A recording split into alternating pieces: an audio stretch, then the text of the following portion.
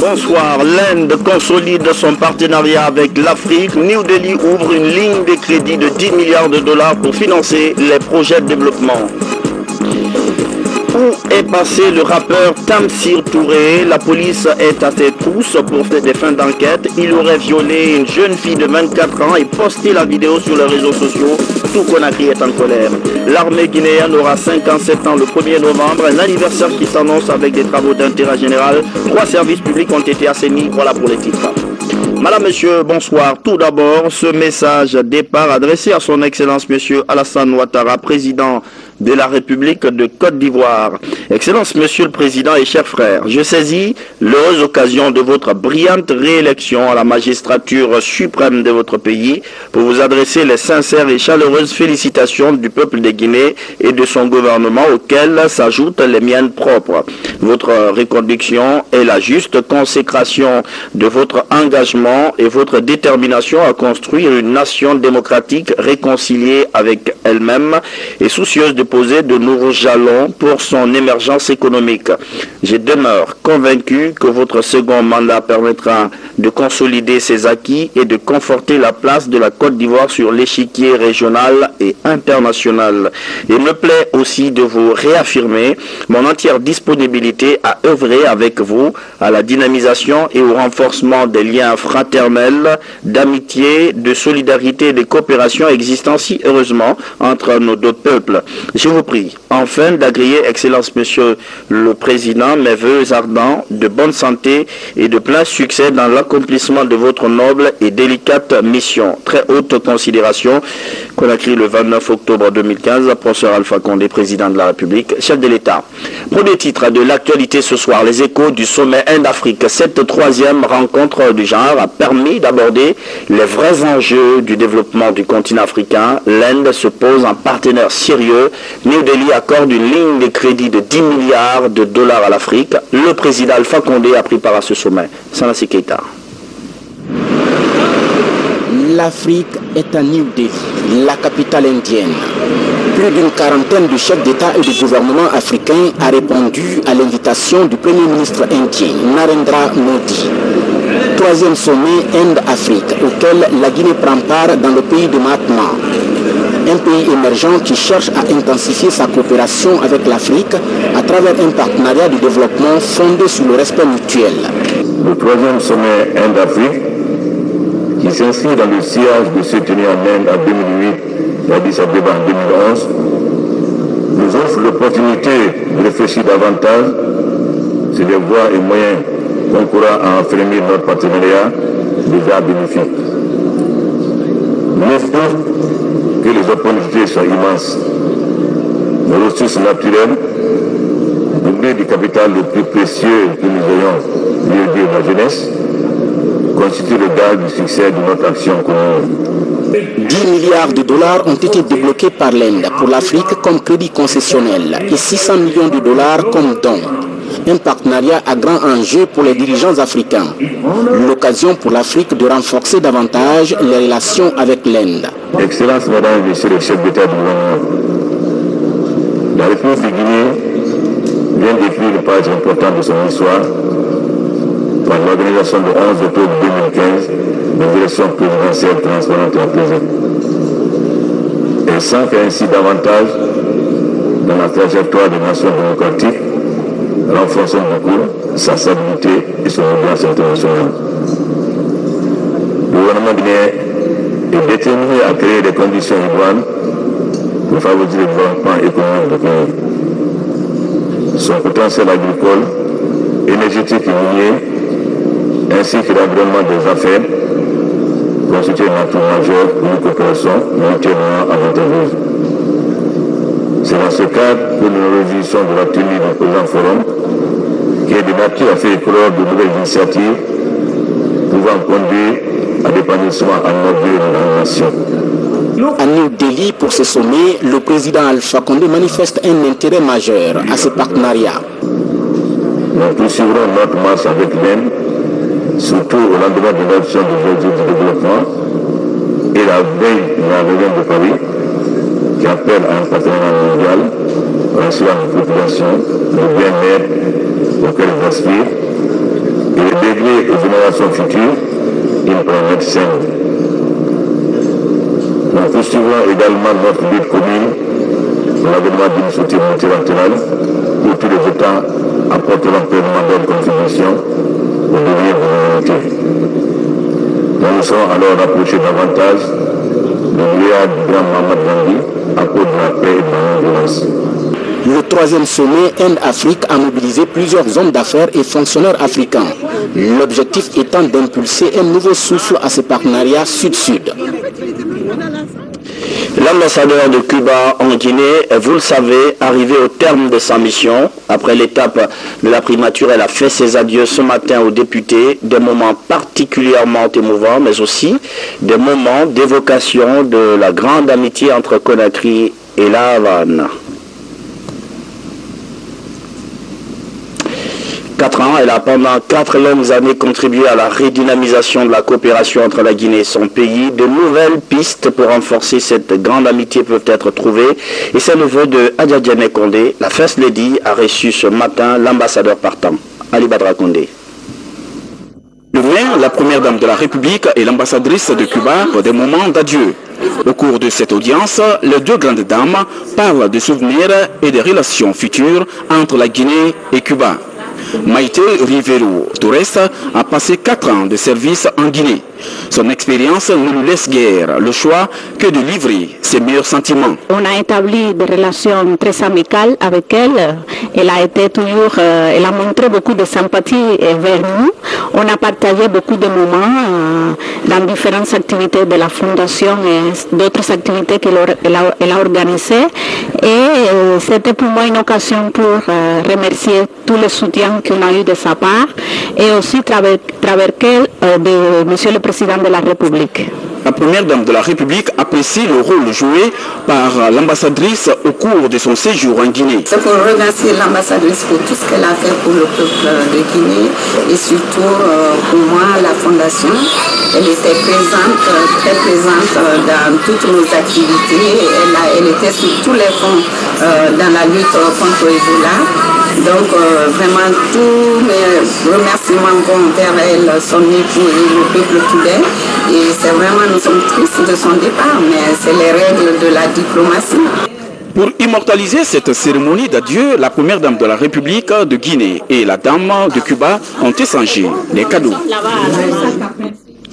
Un guide récemment élaboré, il donne un indice sur le niveau de la corruption en Guinée. Le document a été lancé pour améliorer la gouvernance dans tous les secteurs d'activité. Un financement du groupe Osiwa. Abdoulaye Diallo. La corruption et la gouvernance, deux concepts multidimensionnels qui préoccupent les Guinéens. Pour relever le défi, un guide d'indices est élaboré par les professionnels du secteur. Le document explique la méthodologie d'évaluation de la corruption et la gouvernance en Guinée. La préparation, l'élaboration, l'adoption et la communication de la loi anticorruption, c'est l'action gouvernementale. Et dont l'ANC n'est qu'un technicien, un instrument de l'action. C'est tout à la préoccupation de la plus haute autorité de la République en ce moment.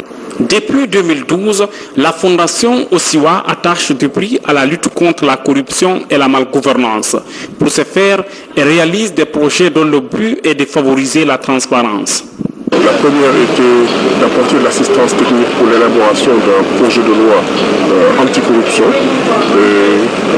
Ce projet de loi est déjà prêt et l'ANLC est en train de tout faire pour que cette loi puisse être adoptée. Et aussi l'élaboration d'une étude sur l'état de la corruption en Guinée.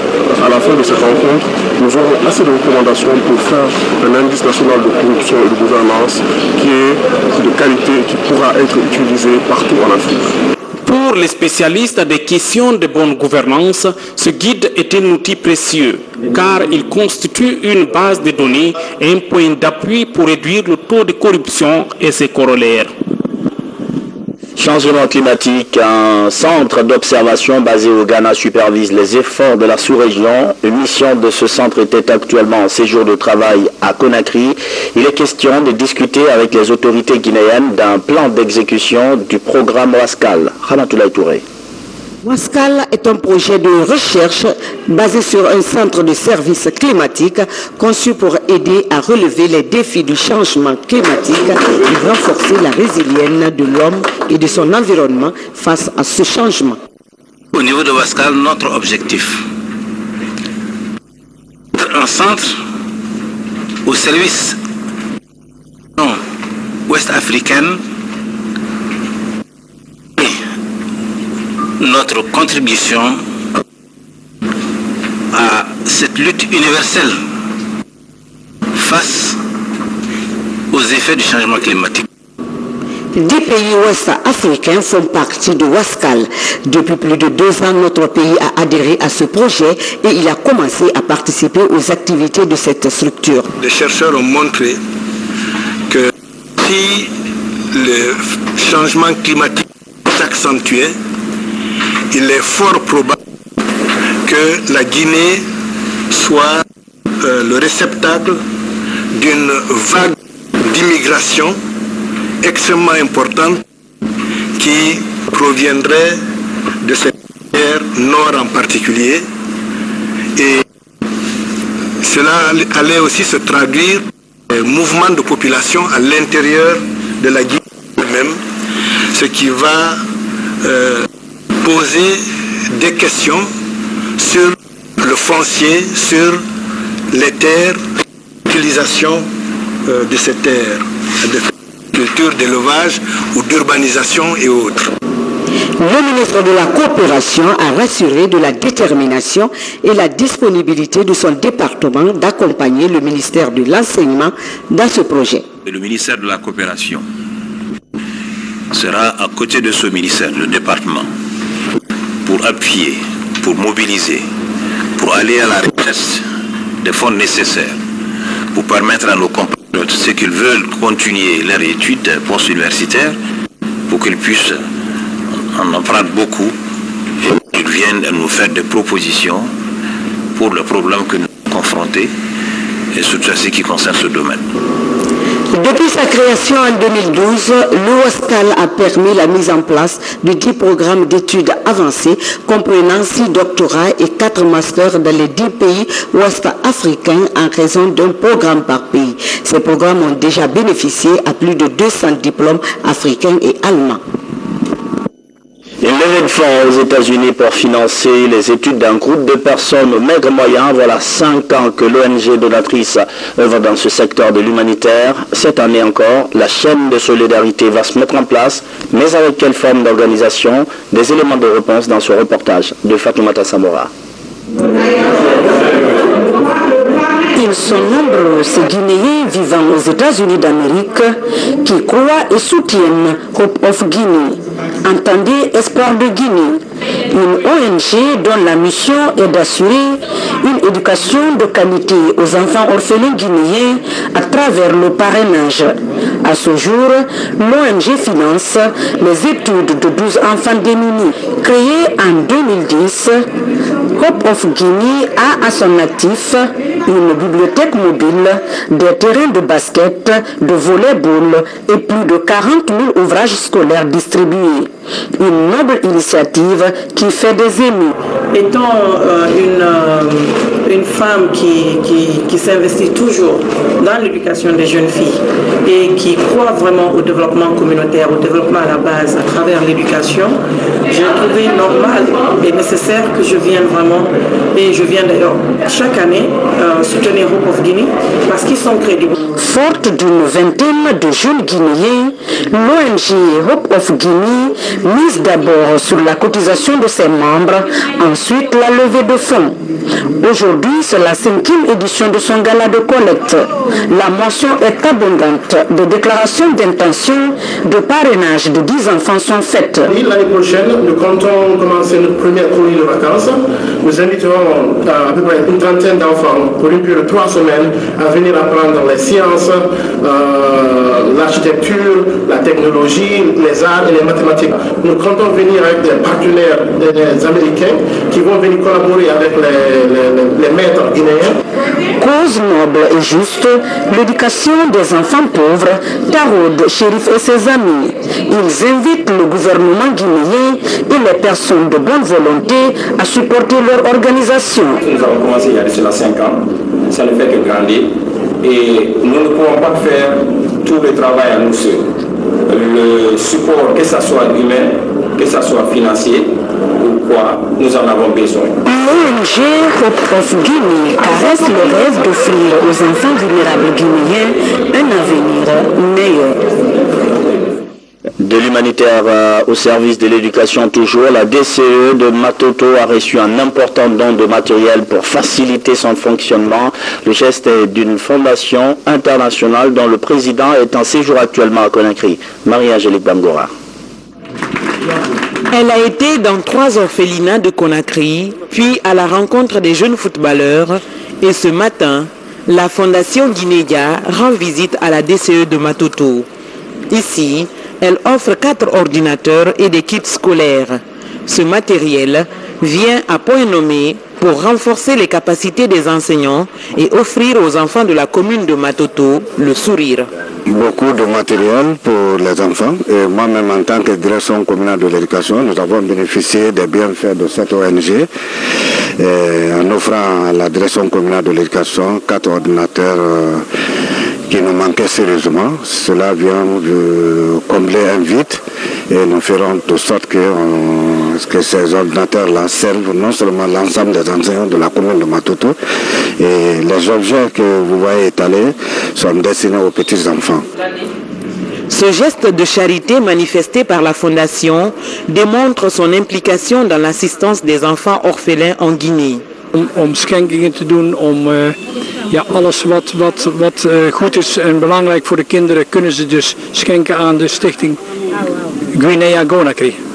Dit qu'il fera tout possible pour développer la fondation Guinea ici en Guinée, parce que déjà nous avons l'aide en Europe là-bas, mais les Européens veulent voir tout ce qu'on gagne avec eux, ou qu'est-ce qu'on fait avec. Donc ça c'est une preuve pour nous, pour leur montrer que vraiment tout ce que nous avons reçu d'eux là-bas, on a donné à des enfants. Les enfants là sont nos avenirs de demain. Ce partenariat Guinée-Hollande compte se multiplier à travers cette fondation, une fondation caritative qui se mettra désormais à l'écoute des enfants de Guinée. Les enfants de nouvelles victimes dans la commune de Ratoma, 2 jeunes ont été retrouvés morts par noyade. Ce matin, le Premier ministre Mohamed Saïd Fofana était dans les familles éplorées pour les condoléances d'usage. Adi Kamara nous fait le point.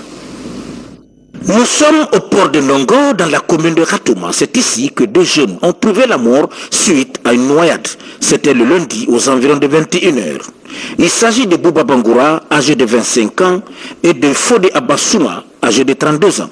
Face donc à cette affliction, le Premier ministre chef du gouvernement Mohamed Saïd Fofana a tenu à présenter les condoléances du peuple de Guinée aux différentes familles éplorées. Avant-hier, nous avons enregistré la perte de 2 jeunes à la fleur de l'âge suite à une noyade. Alors, les populations étaient très affectées de la façon dont les choses sont passées, surtout la jeunesse. Mais finalement, la raison a prévalu.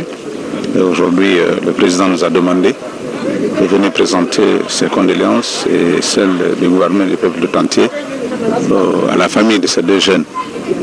C'est une perte pour les familles, mais aussi une perte pour lui-même et pour l'ensemble du pays.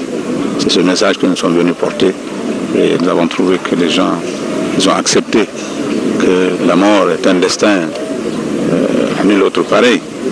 C'est Dieu qui donne et c'est Dieu qui reprend. Donc voilà le message dont nous étions porteurs. Le déplacement du Premier ministre Fofana pour ces différents endroits va droit au cœur des familles éplorées. lambaye fole khelira lambaye mama khelira wotalo wotalude mogora sewa mogora nyale non fe khamara kona ka fe so to ina ha kolega ya ratina ko tebele ka vera ina khale mena amma ya rifa so de wallahi laji khoro mogati wele ka de fe no morgone kelba na kelbe 10h ha 15h fa furera aba no sika da fa kero kholi nana kan ko sewa ko tangundi mamara talobe wo mama ngafanya khela prof alfa konde alhamdulillah rabbil alamin muqballu sutura kui muqballu mari yilen kui Avant de quitter Nongo et Lambani Afrikoff, le secrétaire général aux affaires religieuses a formulé des bénédictions pour le repos en paix de leur âme. Amina. C'est une affaire qui a fait rapidement le tour des réseaux sociaux et qui a déclenché une vague d'indignation et de colère en Guinée. Un jeune artiste du nom de Tamsir Touré aurait filmé et rendu public une scène d'agression sexuelle. On voit le bourreau, arme blanche à la main, menaçant sa victime et révélant du coup son identité. Tout le monde est choqué. La police a ouvert une enquête, mais où est passé le jeune rappeur Rose Pocho?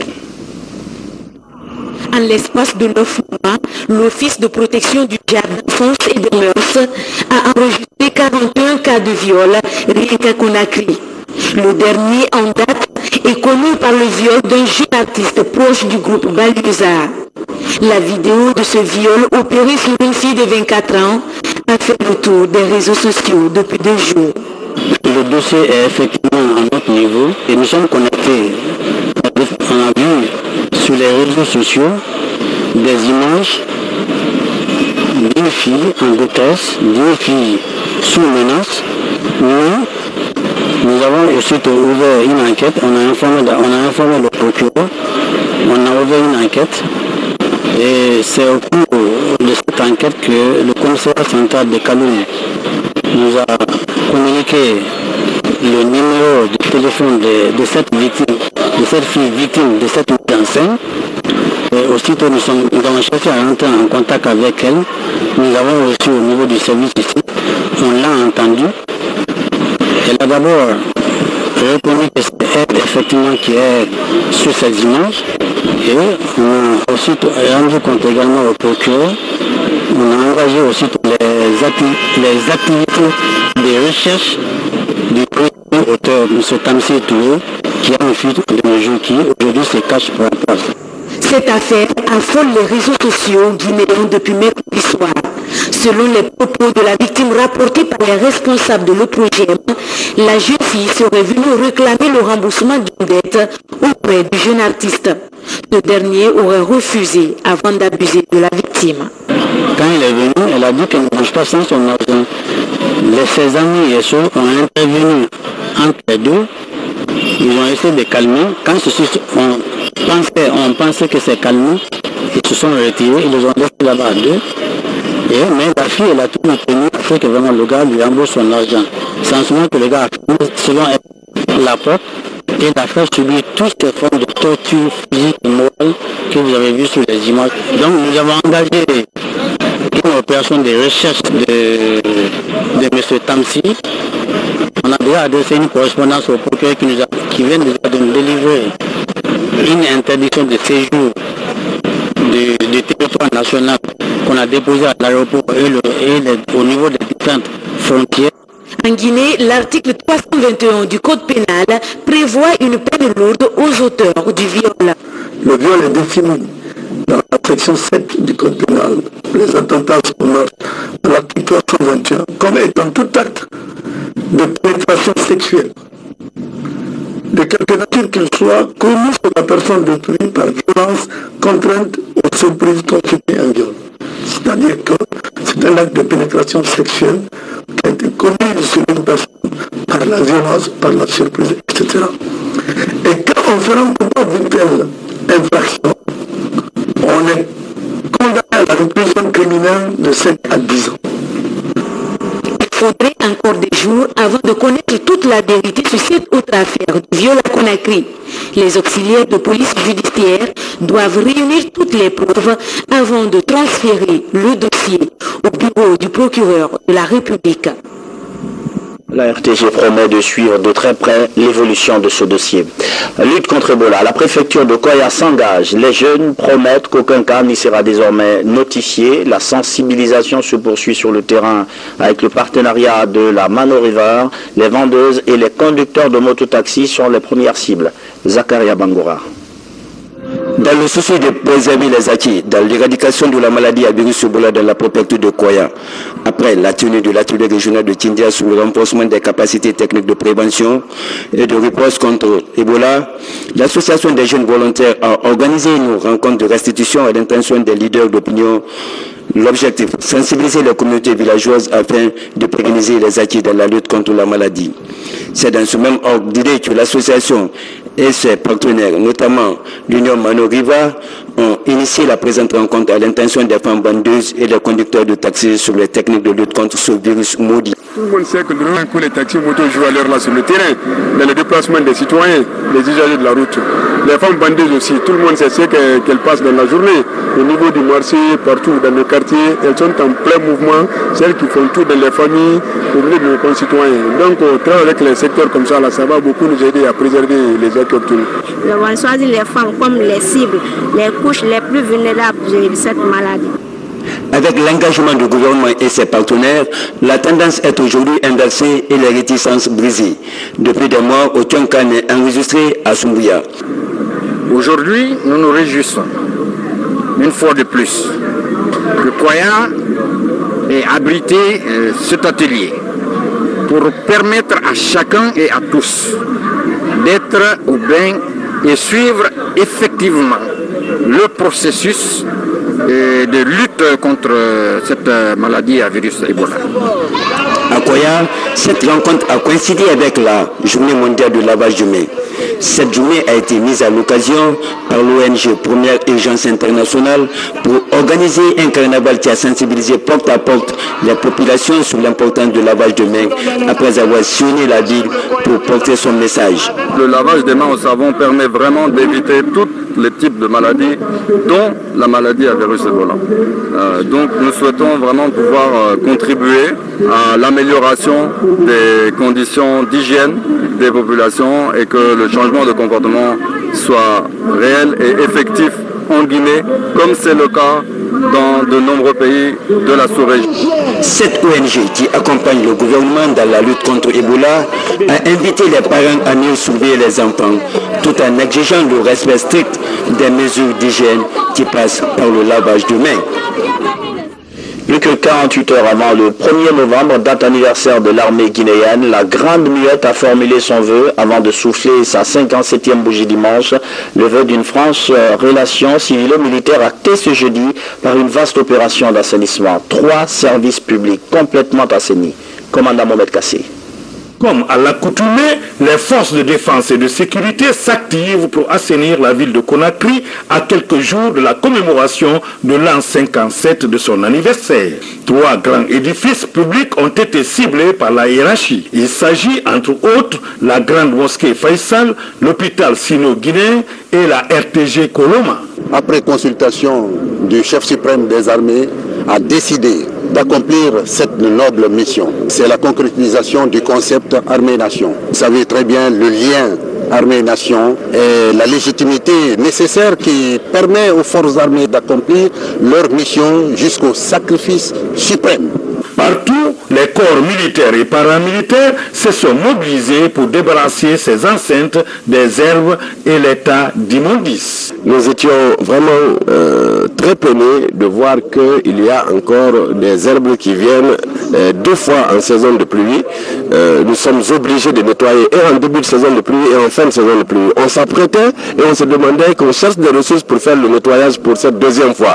Heureusement, hier, nous avons reçu une délégation des forces de défense pour dire, bon, cette fois-ci, nous sommes venus à l'occasion de notre fête anniversaire de faire une action civilo-militaire et votre établissement a été choisi et désigné dans ce cadre-là.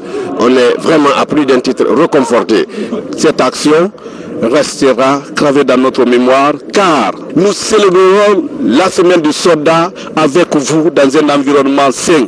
Nous espérons que vous allez œuvrer pour la santé des travailleurs de la RTG. Nous, de notre part, nous nous engageons une fois encore à vous accompagner dans vos actions. Cette activité civilo-militaire des forces de défense et de sécurité concrétise le concept armée-nation comme l'ont voulu les autorités de la 3e République. À la faveur donc de cette célébration de la création de l'armée nationale, notre rédaction a reçu pour vous le ministre délégué de la Défense nationale que vous avez vu en image tout à l'heure sur le plateau de l'entretien de Koloma. Maître Kabele Camara est revenu sur un concept important, armée-nation, un lien qui se développe à la faveur de la réforme en cours depuis 5 ans. Suivez. Je peux dire que le fossé est comblé. Et c'est un réel motif de satisfaction. Le lien armée-nation devient un concept qui rentre dans la culture des forces armées guinéennes, de toute la sécurité en général. Le lien armée-nation, le lien sécurité-nation est un concept aujourd'hui qui est cultivé, développé, tant au niveau de la police, au niveau de la douane, au niveau de l'environnement qu'au niveau des forces armées en général, y compris la gendarmerie. Qu'est-ce qui a changé? Fondamentalement, ce qui a changé de positif, c'est cette volonté affichée de toutes les forces de sécurité, n'est-ce pas, à faire cette réforme et à changer de comportement pour que plus jamais les dérapages et les désagréments que la population connaissait, que tout cela relève du passé et que le lien entre l'armée et la nation soit un lien très fort, consolidé, et parce que le lien armée-nation est la légitimité nécessaire pour les militaires d'accomplir leur mission avec, en toute légalité. Le ministre délégué à la Défense nationale, Maître Kabele Kamara, en entretien avec Kamara Boubacar, entretien à suivre intégralement à la fin de cette édition. Il était temps pour ces braves populations de Daramaniaki, dans la préfecture de Télimélé. Une ONG guinéenne va financer un programme d'urgence visant à donner de l'eau potable aux citoyens. C'est un premier pas. D'autres défis restent posés. Mamadou Paté Baldé. Fondée au XVIIIe siècle, la mosquée de Missi de Guémé est l'une des plus anciennes du pays.